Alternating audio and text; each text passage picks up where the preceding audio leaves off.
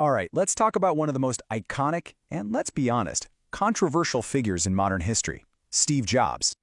Using Walter Isaacson's incredible biography as our guide, we're going to dive into the absolutely wild, paradoxical life of the man who gave us Apple. But here's the thing. This isn't your typical A to B story. It all really boils down to one powerful question. What if your biggest, most public failure, the thing that should have ended your career, was actually the very thing that sets you up for your greatest success? That right there is the heart of the Steve Jobs story. So, let's rewind way back. Before the iPhone was in every pocket, before those sleek glass doors were on every corner, it all started, believe it or not, in a garage. Just a couple of guys tinkering with electronics, about to accidentally change the world. Man, those early years were a whirlwind. In the early 70s, Jobs meets Steve Wozniak, a true electronics wizard. By 76, they're founding Apple in a suburban garage. Just 1 year later, the Apple II hits the scene, and boom, it completely establishes the company. And then, 1984, they launched the Macintosh, the Mac. It gave the world Windows and icons and a mouse. It was an absolutely meteoric rise. And you can't understand early Apple without understanding this dynamic. It was the perfect partnership. You had Wozniak, the brilliant engineer who could literally build anything you asked him to. But then you had Jobs, the visionary. He knew what to build, how to make it beautiful, and how to sell you the dream. One Steve just wouldn't have worked without the other. But you know how these stories go. Just as Apple was flying higher than ever, the man who put it there was about to come crashing back to earth.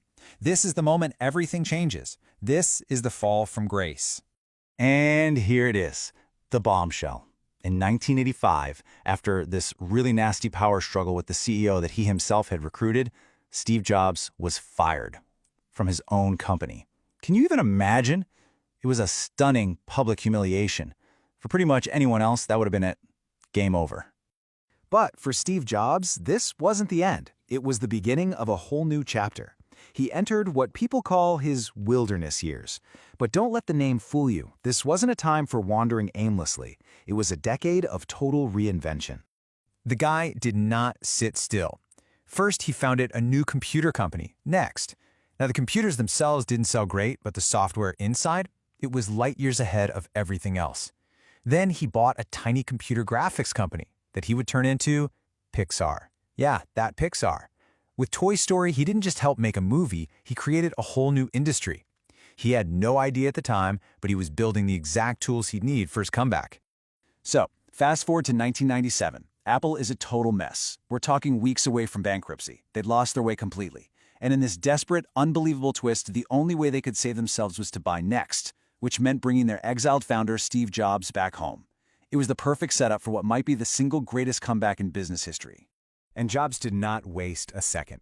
He came back with this incredible, laser-like focus and a really simple plan. Step 1, cut the fat. He slashed Apple's messy, confusing product line down to just a handful of things. Step 2, get back to basics. He put innovation and beautiful design back at the very center of the company. And step 3, unleash a series of products that would change, well, everything. And it all kicked off with this, the iMac. I mean, look at it. It was colorful, it was friendly, it looked like nothing else on the market. This computer was a loud and clear message to the entire world: Apple is back. Then came the iPod. Sure, there were other MP3 players out there, but this was the one that finally got it right. 1,000 songs in your pocket. It wasn't just a cool gadget. It completely flipped the entire music industry on its head. Forever. And then, 2007, the iPhone. It wasn't just a phone. It was an iPod, a phone, and an internet communicator.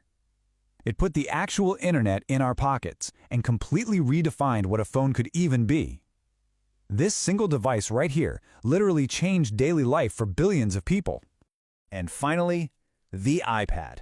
Just when you thought he was done, he creates an entirely new category of device that nobody even knew they wanted. That little space between a smartphone and a laptop. The product blitz was complete, and under his leadership, Apple had gone from near bankruptcy to the most valuable company in the world. But look, to really understand how all this happened, we have to understand the man himself. And that, well, that's where the story gets really complicated, because the genius was all wrapped up in a very, very difficult personality. The people who worked with him had a name for it. They called it his reality distortion field. It was this bizarre, powerful mix of charisma, passion, and just pure, stubborn willpower that made you believe the impossible was possible. He'd push engineers and designers to do things they swore couldn't be done, and then they'd do them. And this quote from Isaacson's book just nails the paradox of Steve Jobs. The same guy who could make you feel like the most brilliant person on earth one minute could, in the very next, just tear you down with a single brutal comment. He was a man of huge contradictions. And his life was just full of these complexities. I mean, his leadership style was legendary for being incredibly demanding. His personal life was often messy. For years, he denied he was the father of his first daughter before they finally reconciled. And all through that final, incredible decade of innovation, he was fighting a grueling battle with cancer, but he never, ever stopped pushing. So, what do you make of a guy like that? Was he a brilliant innovator who literally gave us the tools of our modern world? Was he a tyrant who demanded perfection no matter the human cost? Or, and this is the big question his life leaves us with, did he have to be both?